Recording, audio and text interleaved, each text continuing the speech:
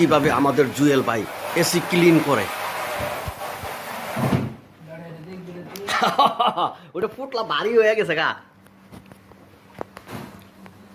দেখেছেন।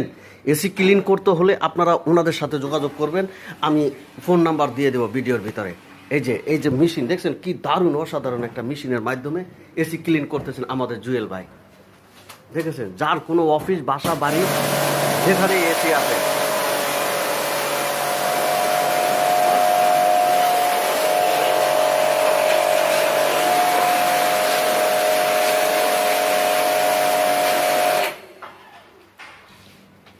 ডিজিটাল পদ্ধতিতে এসি পরিষ্কার করা হচ্ছে।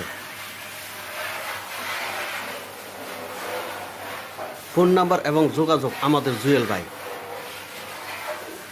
স্যার